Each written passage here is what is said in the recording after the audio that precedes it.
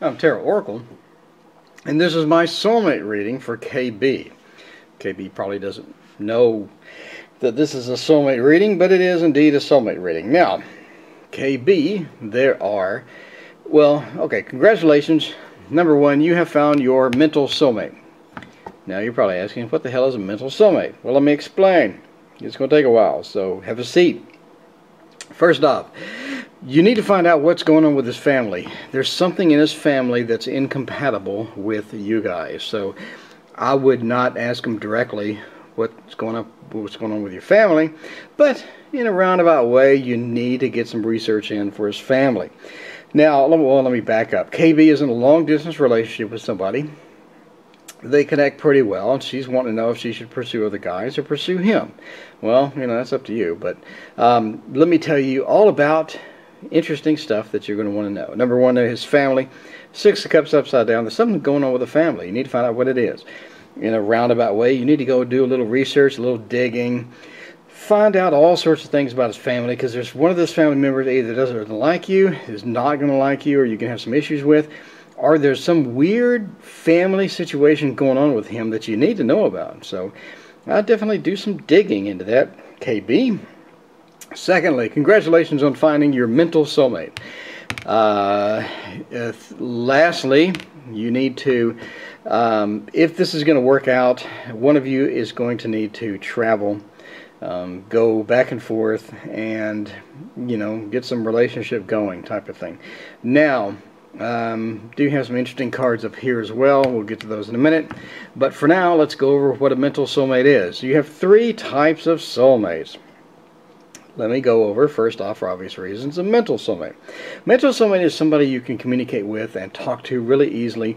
You kind of have the same thoughts on a lot of things. You have a lot in common. You have the same kind of mental ideas. You have some differences here and there, but overall you really soothe each other mentally. When you talk to each other, it's really good. It's easy communication. You could talk for hours and hours and hours, days and days and days. It's one of those things where you could sit on the couch and just joke back and forth and stuff like that. Just have a good time and overall be content with each other mentally. Now, be aware that after the honeymoon period is over, mental soulmates they're kind of dry emotionally. So there's a second type of soulmate, which is the emotional soulmate, which is totally different. There's a third type of soulmate, which is the physical soulmate, which is totally different.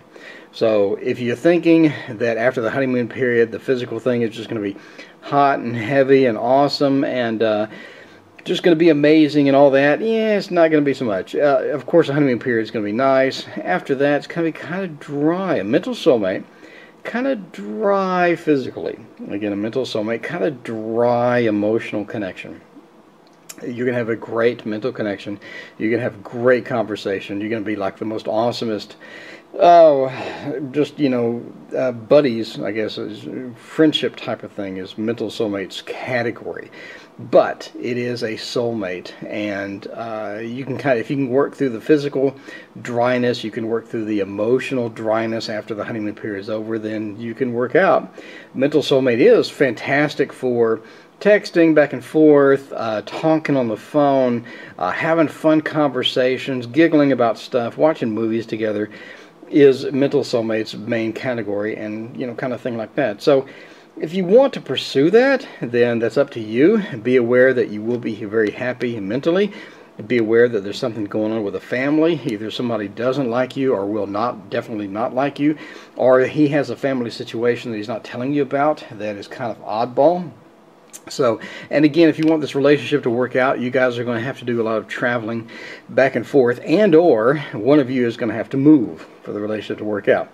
Master of the obvious here, I know, from a distance relationship, one of you is going to have to move for it to work out. Somebody is like groaning in the background like, oh, Jesus, what did he do? Okay, but if you want to see if it's going to work out, you have been together with this person 8 months. I think it will work out if you're willing to cope with the emotional dryness, if you're willing to cope with the physical dryness. But the mental piece is indeed there. I do think this is a charming guy, and I do think he has some other women options. So, I don't know. I mean, have you discussed with him about other women. Is he dating anybody else? Long distance relationship. This person can be present himself as all sorts of interesting things, but in reality there's something totally different going on. So I would get on the internet. I would do a little research on the guy and find out that he's not married, no matter what he says and how much you trust him, type of thing. Find out if he's not married. What is the family situation? I mean, just do some research on the guy. Make sure he's what he seems. So, but you do have a connection. I do think that you're mental soulmates, and I do think that you could work out if you're willing to put forth a lot of effort. It's going to be less effort than with a total stranger, somebody who's not your mental soulmate, but overall, you're just going to have some effort involved with this just because of the dryness, like I said before. So, that is about it. So, I know your question was basically, should I pursue other guys? What should I do with this guy that, I've been talking with for 8 months? In general, if you have not seen the guy at all in 8 months, I can ask, why not? If you have not seen him at all, then you probably just want to be like best buddies or long distance friends or something like that. If you have seen him and you do have a connection with the guy and you do feel that it's in your benefit to do all this, I would make some trips.